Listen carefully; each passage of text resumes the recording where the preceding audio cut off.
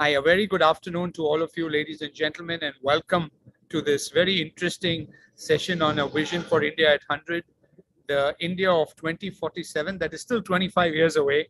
And we really want to talk about India's position in the world, even using our soft power as we continue to progress towards that position of global leadership that many of us truly believe India is best poised to accomplish. And to take us through this discussion, we have Mr. Eric Falt, the director and UNESCO representative to Bangladesh, Bhutan, India, Nepal, Maldives, and Sri Lanka. So as you can see, here is somebody who has an entire perspective on the region and how we as India can shape the future not only for our country but the region and aspirationally for the world. Of course, we are sitting at a time when things are challenging around the world. We have a lot of geopolitical, I would say, volatility, if I want to use a word, or different words around the way countries will align and the positions that countries will take, given that there are certain challenges. But I think what emerges here is a discussion, or what we're hoping to emerge is a discussion that will see many of these small uh, disruptions in the next 25 years, but something that will still keep the hope of India's aspiration alive. And it's Eric, you're the first person, I think, who has got a good regional vision, but based in India right now, looking at India from a different lens, and really look forward, to your engagement. As you're aware, we are celebrating the 75th year of Indian independence. CII has played a key role in shaping a vision document, that is now being used extensively by the existing government as a part of its Azadi Ka Amrit Mahotsav, where we're not only celebrating what India has achieved, but also using this as a stepping stone to identify and reflect, where are the gaps, what can we do better, how can we accelerate the change of progress. So we're at a very opportune time in that sense, and in a setting that is really going to be 2022 and beyond. So look forward to a very engaging conversation. And again, thank you, for being here. Let me just start with you that we're talking of India as a soft power, and the soft power influencing our global position, right? So when you look at India, right, how do you see India, particularly when it comes to our soft power, and in general, where do you see us being today, and where can we go from here on in the future? Thank you. Well, first and foremost, I really want to thank the India at 75 Foundation and the Confederation of Indian Industries, in particular you, Rajan, for the kind invitation. To answer your question, well, I think India's international image and position has in part always depended on its soft power. It was always, India was always an example for the world of how a liberal democracy can be founded on the principles of non-violence and respect for the diversity of its different cultures. And when you talk about that, and when you talk about soft power in India, one immediately thinks about Gandhi. And perhaps here I have to talk about my own experience and tell you how from a very young age in my school books or in the books my parents told me to read, Gandhi was a central influence. Sometimes I don't know if the younger generations of Indians realize, but Gandhi around the world is this extraordinary influence. For me, again, when I was 6, 7 years old, I was told to look up to Gandhi. I was told to look up also to Martin Luther King and later Nelson Mandela. But that's it. These, aside from the historical figures that I was also told to follow from my own country, I come from France, these were and remain the central figures. Gandhi is very important and defines in many ways the soft power of India. And this is something that in my view at least, should not change and be cherished in a thousand ways. When I think a foreigner thinks about India, he or she also thinks about its multiple languages, its rich literature, its culture, its cuisine, of course.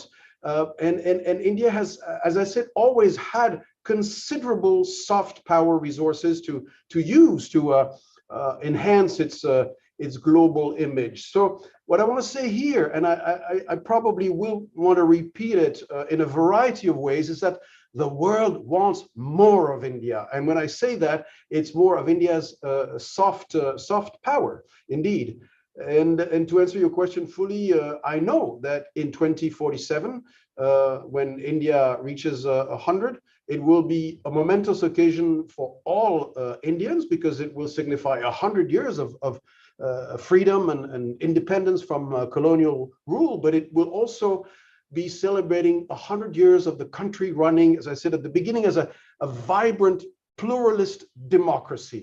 And this is an example for the world. And I really hope that this image will continue to dominate the image of Gandhi in the background and the image of India as a pluralist democracy. There's no doubt in my mind that India is going to continue to play an important role. And I hope an increasingly important role to foster peace, because yes, we also from abroad often associate India's soft power with the notion of peace, again because of Gandhi. And this must be true at the global, regional, sub-regional and local scale.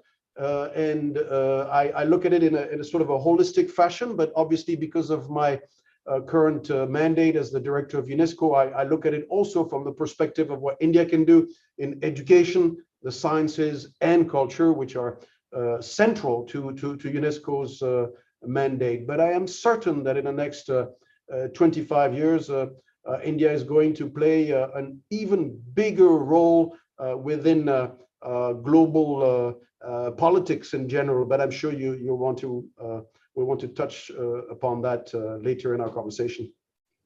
Yeah, no, absolutely.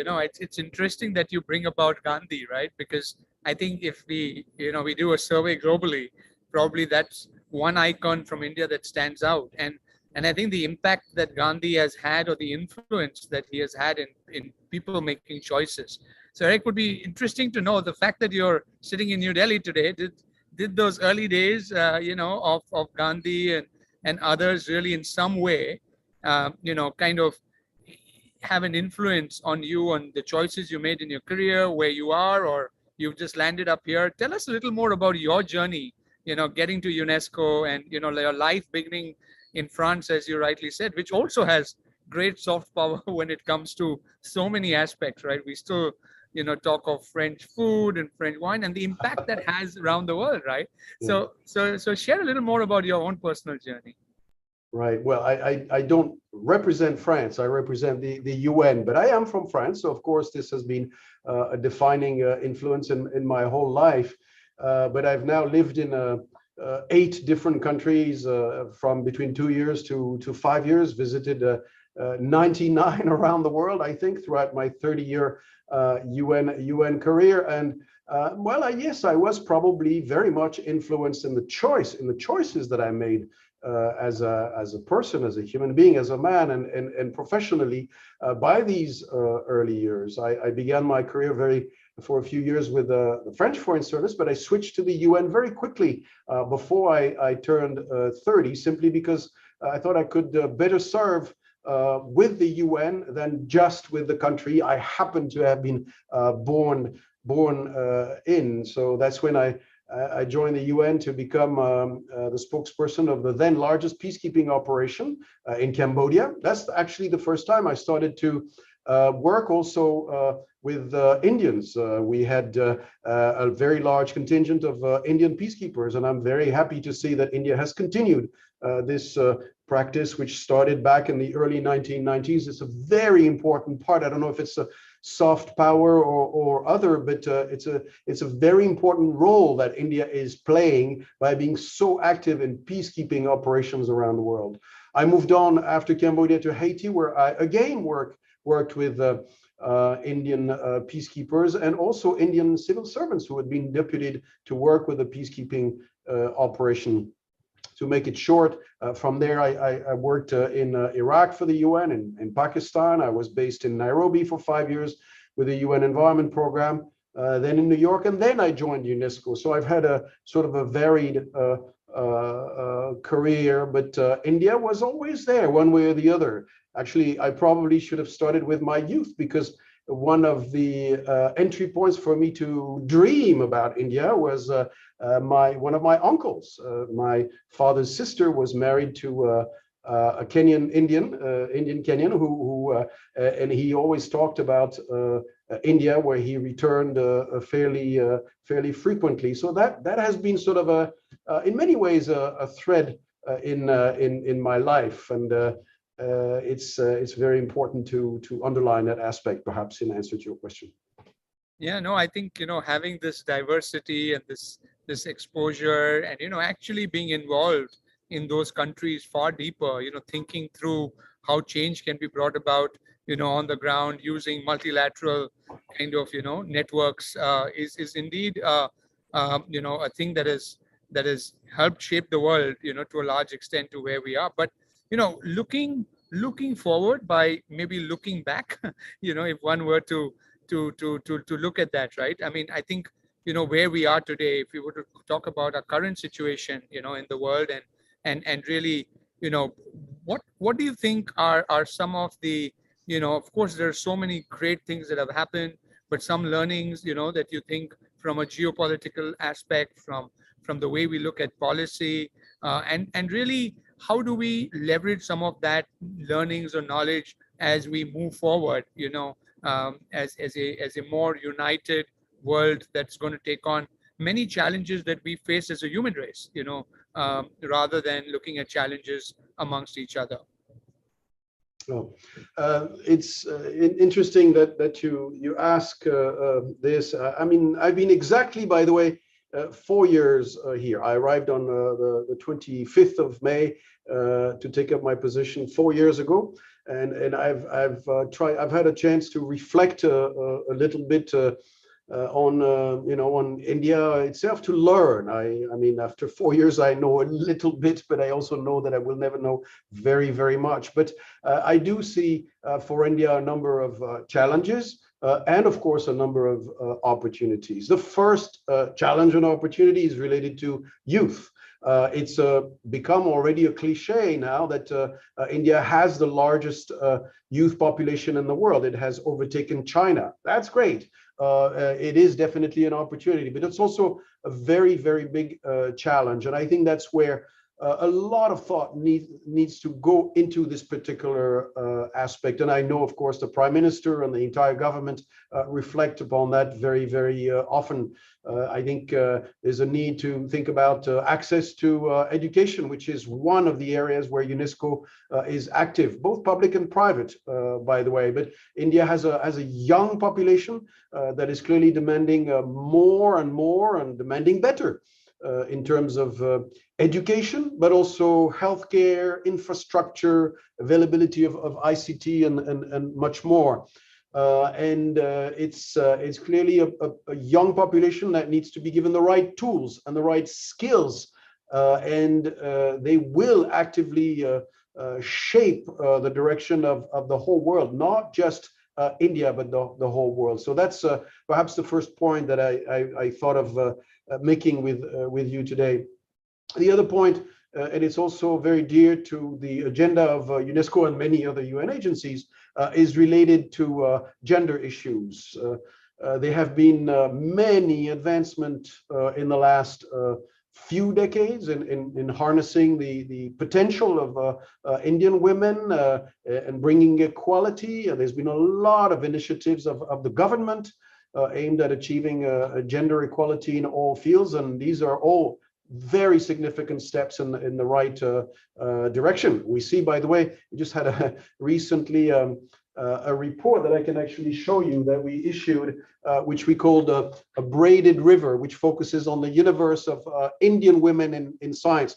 We see that girls are even today outperforming boys at science, technology, education, and management. We know also that there's still a lot of challenges. That's some of what this publication and other publications that we focused on and studies show. But gender is and remains a very important area of work, and where we need to continue the progress that has been made.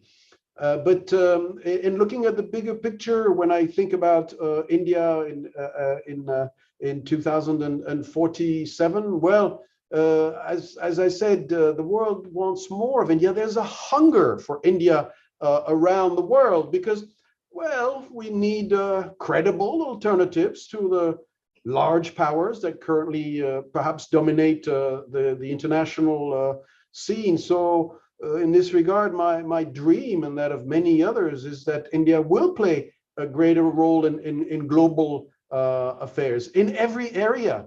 There's always a lot of talk about, and it's natural, about the importance or lack of enough importance of India on the Security Council of the United Nations. That's of course an issue, and I hope that it will be resolved in the best interest of all concerned. But we want more of India within the UN and around the world. Imagine, for instance, that we don't, unless I'm wrong, have one Indian heading one of the UN agencies at present. There, of course, I have very senior colleagues in the United Nations, but there has never been an Indian heading the UN Secretariat, UNESCO, or any of our large UN agencies. I really think that this is an area where the country should invest. You have some of the best and brightest minds anywhere, some of the most politically savvy, some of the most charismatic people I have seen anywhere around the planet.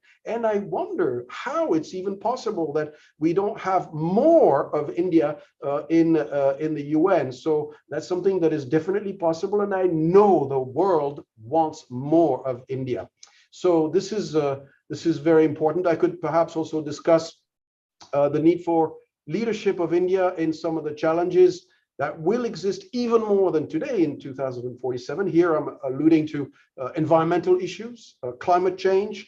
I think that there's been a lot of commitments, and India, for instance, has committed to net zero emissions by 2070, if I'm not mistaken. That's very far away. And I think that in this area, India is headed also in the right direction, but we need much, much more, because if India speaks on these issues, as in all other issues, the world will listen more and more. I love your optimism on India, and the way India can actually understand its own power. Many times you say the elephant needs to realize its own power. And I think that's beginning to happen in different shapes and form. And you talked about the human capacity of Indians, right? Whether it's the youth or gender, we talk of women, or as you talked of leadership, right?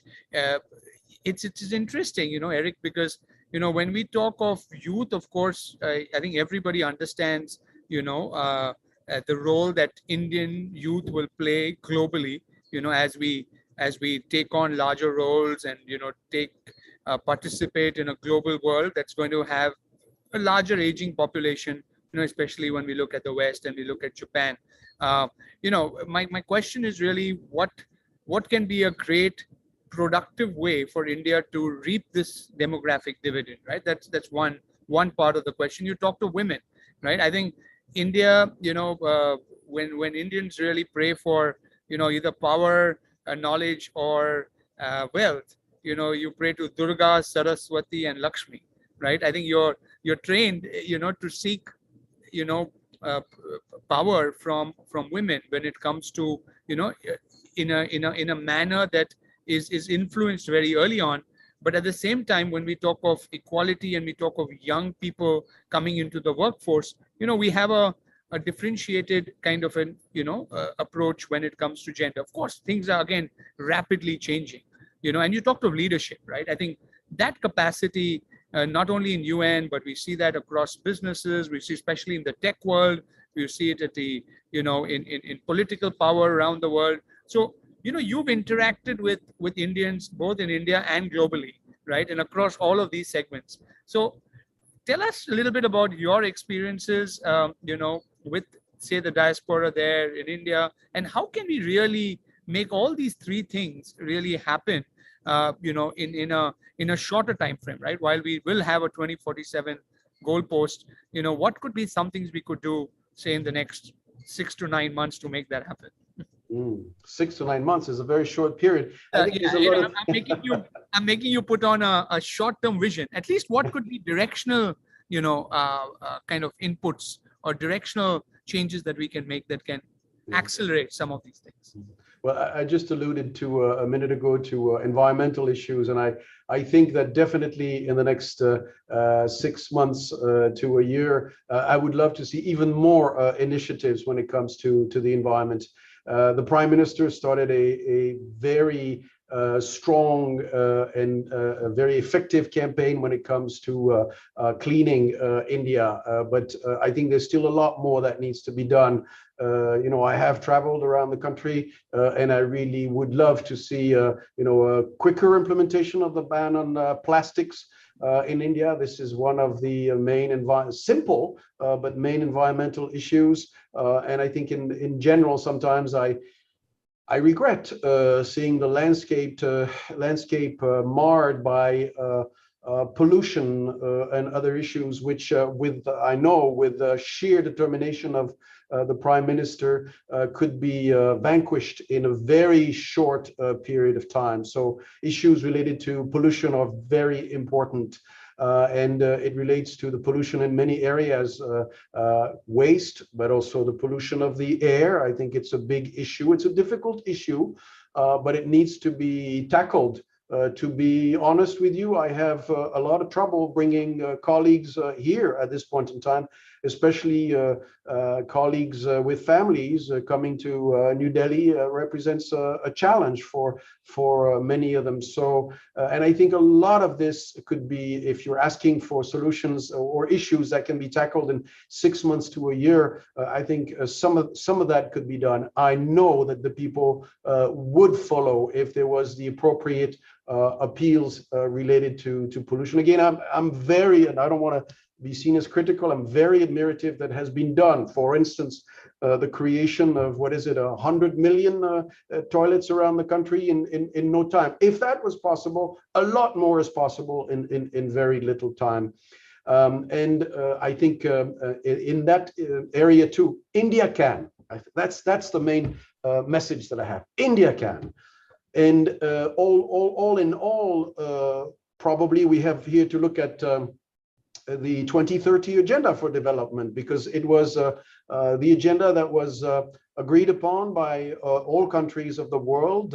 It's the first time ever in the history of humanity that all the governments, all the countries of the world came together to set 17 common goals that are referred to as the Sustainable Development Goals in pursuit of a more ideal world.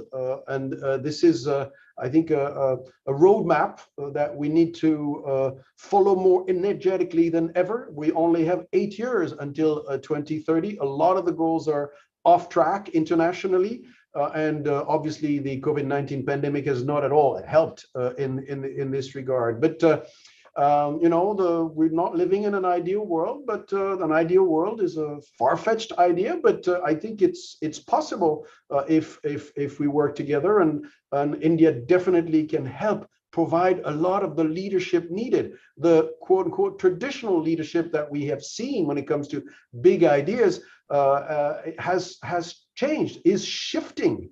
We need alternatives. We need a different way of thinking, a more spiritual way of thinking, probably. And that's exactly what India's soft power is all about. And that's exactly what I'm saying when I'm saying that the world needs more of India. Yeah, you talk of spirituality, you talk of yoga, you talk of, concepts like this that India has really been able to, take out to the world. So if we were to look at, and even sustainable development, respect for nature, environment, Eric, is somewhere ingrained, right? If you go back to the culture of India, you go back to some of the readings and etc. that has influenced this culture over several centuries. One sees that these are all ingrained. How how can India use this in shaping its foreign policy, right? I mean, you just talked about a moral fabric. You talk about ideal ways to mainstream sustainability, right? India being a voice that can influence others, right? What can be some concrete actions? Because I'm sure as UNESCO, and at the United Nations, you're able to identify, a very clear, actionable steps that you think, not only governments but even citizens of the country can take. Because, an India of 100 is not going to be realized by a few people thinking of what India will be.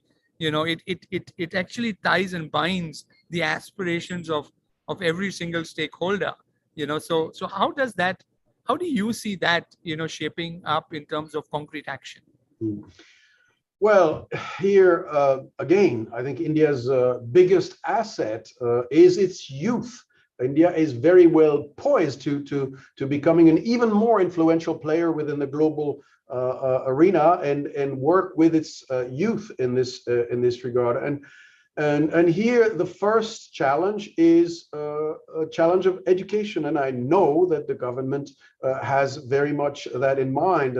The adoption of the national education policy was a major landmark a couple of years ago. It's very important to put in place the institutional and policy changes required for India to reap its demographic dividend, and that starts with education. The younger population, and equally boys and girls, must continue to be better educated, have access to better healthcare, and possess all the necessary skills to face the multiple challenges of the coming years. So to have a universal access to quality education is really the starting point. Again, the national education policy was a very important step, but much more needs to be done, probably at greater speed.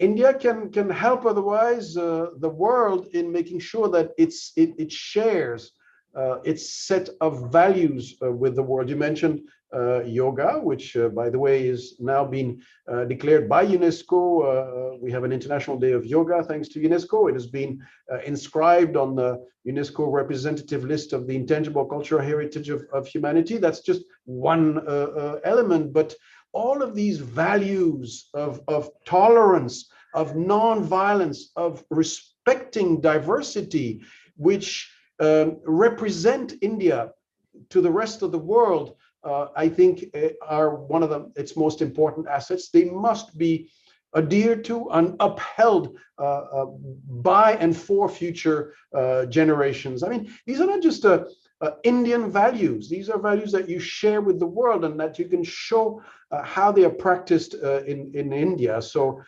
these are values that have been successfully exported to the rest of the globe. And I really hope that these values will continue to be at the core of India's soft power and progress.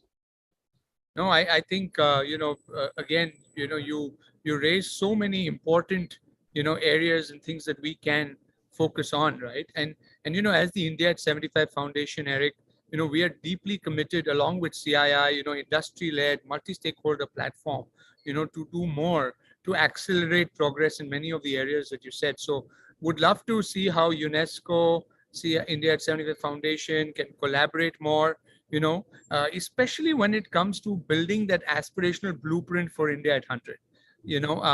Can that be a little shared vision, and I don't know what shape and form that will take, but, can we probably bring about a UNESCO understanding of India, the India at 75, and, create an aspirational blueprint that brings together, a lot of the inputs that you said, and around that, put some actionable agendas, because you did say 2070 is too far for a, carbon neutral. So how do we accelerate? I think one of the good parts about these exercises, what we are doing, setting a vision.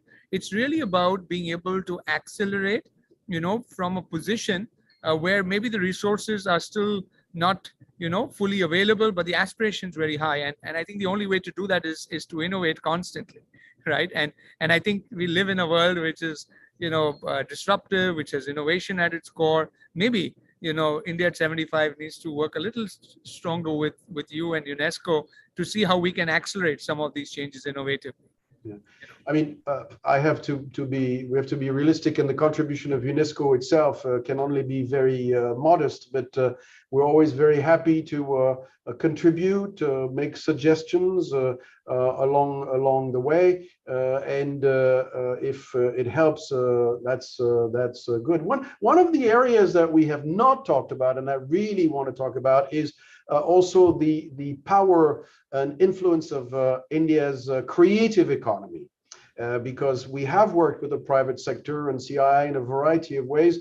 And when it comes to soft power, I really think that India needs to more fully harness its creative economy or cultural industries potential, along with, of course, the industrial potential. And we see many opportunities. Of course, what we call the tangible cultural heritage and the many monuments of India are very much an area where we work very closely with the Ministry of Culture. For instance, everybody knows and is happy to celebrate the UNESCO World Heritage Sites of India. But what I have become a bigger fan of, in a way, is what we call the intangible cultural heritage of India. I say very often that India is sitting on a gold mine that it is not exploiting properly, and that relates to its intangible cultural heritage. This is, for instance, a small brochure where we explain the potential of intangible India. By intangible cultural heritage, as you would see in this brochure, we refer, as per a UNESCO convention, to a number of things: oral traditions, performing arts, dance, music, theater, also social practices, rituals and festivals, and of course, traditional craftsmanship. India offers more than any other country in the world. And what is very important, perhaps for some of your stakeholders to realize, and that we know at UNESCO, is that many of these practices are disappearing very fast. In 20 years, if nothing is done, we will have lost a lot of these intangible cultural heritage practices, which are at the core of Indian culture, Indian values. That's one of the areas where we focused a lot of our efforts together with the Ministry of Culture and other stakeholders. We're working very closely with a number of state governments also. We're working closely with the government of Rajasthan, which is actually providing us with funds to help them identify areas and practices in Western Rajasthan which are underexploited. I don't like to use that word perhaps, but still, we're working very closely with the government of West Bengal. We have done so for a number of years to also help them identify and promote intangible cultural practices, especially in rural areas. And I really think that's a big part of the future of India. There are out there thousands of such practices which are very meaningful, for, as I said, to retain the soul of India, but also to keep young, rural, especially young women also anchored in rural communities and continue to live there in a meaningful way. So this is really one of the areas that I want to mention today, because whether we are talking about art, dance, music, film, that everybody knows, the visual arts and the whole cultural heritage sector, they have a potential for the economy of India that is largely untapped. And this is something that I really think that, well, it stands at the core of UNESCO's mandate. And I really think that there can be a lot more entrepreneurship related to the preservation of these intangible cultural heritage, and it needs to be expanded. We have started to work with the private sector. Perhaps some of the people who are with us today know the partnership that we announced recently with IHCL, Indian Hotels Company Limited, the parent company of a Taj Group of hotels and others, whereby Now, with whenever you go to a Taj hotel in India, you're also offered an opportunity not just to visit a UNESCO-related monument, but also to go visit a community and see how they live, so that these practices can be better preserved. That is also part of India's incredible soft power, and I really want to invite you and others to be more interested in this particular aspect.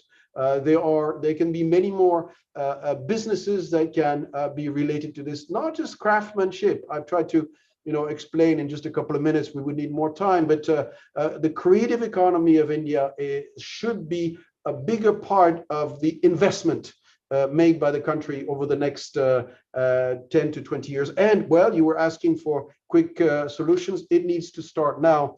I'm discussing right now a possibility with the Ministry of Minority Affairs, together with the Ministry of Culture, the Ministry of Tourism, and other ministries, the opportunity to, if we can get all the right approvals, create creative hubs all over the country in every single state of India. And yes, I believe that this is how also we can make a difference by preserving the past and planning for the future generations. No, I think this is truly that big idea, I think that has come out of our conversation today. And I was, to come to that, but, I think this creative economy and the power of our youth and everyone else to be able to unlock that is so key. And, Eric, because we are in different sets of businesses, but in one of the areas which is around gaming and esports and, the metaverse, we are just seeing that the need for talent that's going to be needed globally, right? I mean, India will be able to shape the global narrative in creative economies, in addition to all the areas that you talked of, art and handicrafts and dance and culture and so many others, but also in new areas which are going to emerge, I think, as new levers of creative engagement by many people around the world. So I fully agree that that's probably one of the biggest areas that India will need to focus on as we move to 2047. We have about 5 minutes left. Our time has traveled fast, but I one of the topics for today is I have a dream, right? I mean, this whole fireside chat is about us, you and us, being able to dream together, of a world, of a particular type. So, when you wake up in the morning, and if you had a dream for a world, right? And of course, India has its role to play in that, a world that you want to leave for your next gen, which you believe will have what it takes for us to have as a human. What do you see? I mean, is there something that I think that there's no doubt that the world is going to, we're going to continue to have more people on this planet for the foreseeable future until it plateaus. So it's more important than ever that we have sustainable development, or perhaps, to use another expression, smart development.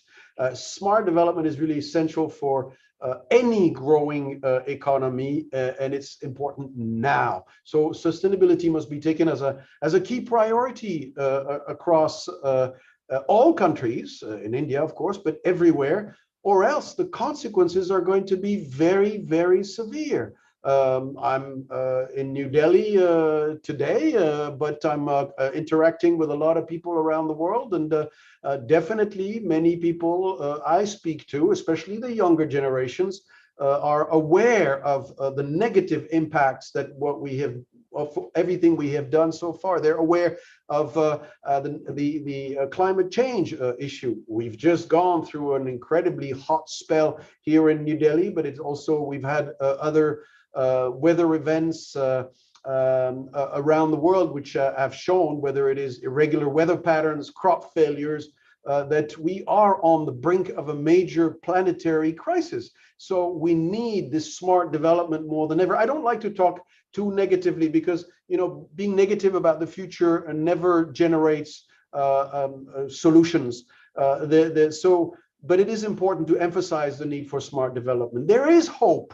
And that hope lies in sustainable development at all levels. It needs to start with the local and grow to the regional, the national, and the international. At UNESCO, we're trying to promote positive solutions.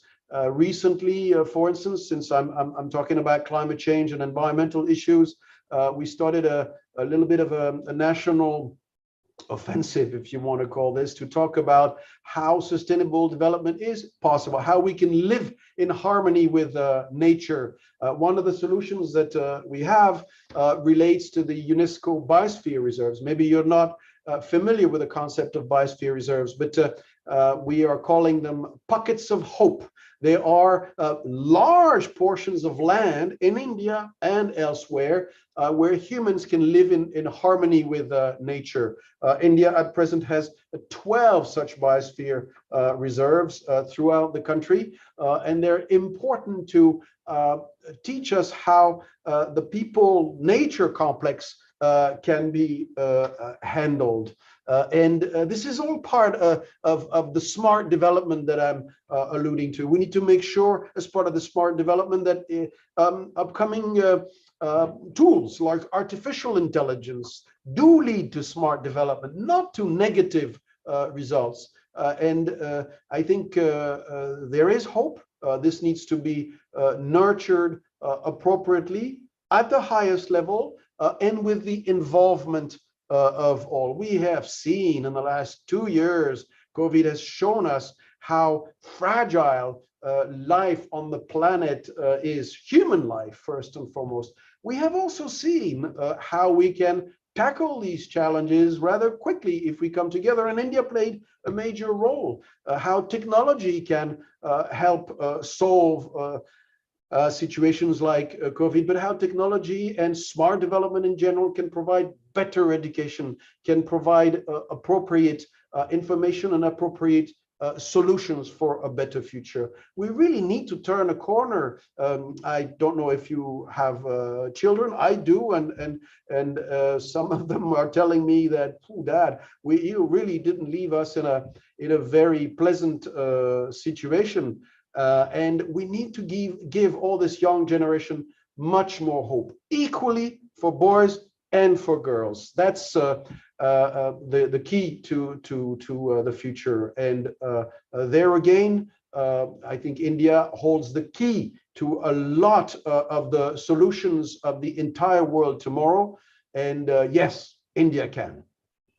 Tell me about it, Eric. My two girls, they I have two daughters, and they constantly remind me of my role in helping shape not only their future, but what will be the future of Earth. And I think the next generation, right, building responsibility in them, encouraging them to adapt and adopt a lot of the things that you've just said is going to be a key aspect for this generation to continue to drive over the next 25 years. I know we've run out of time and we have a few questions, but if you're okay, we can just take one question that has been put up here. Really, what's the most common subject of concern in reference in the context of culture for all the countries that you represent, right?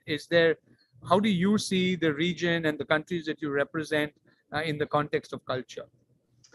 That's a very broad question. I think being able to give the appropriate resources to preserving cultural asset is very important, and it should not be viewed as a burden.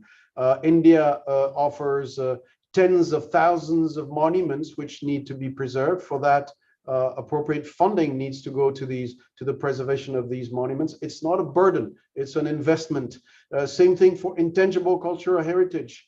I think all of these wonderful aspects of Indian culture need to be better preserved. So not enough investment has gone into all of this. At all levels. The private sector can make a contribution. We know that the private sector was tapped to support, for instance, UNESCO World Heritage Sites and other monuments. And indeed, this is an issue of concern for us.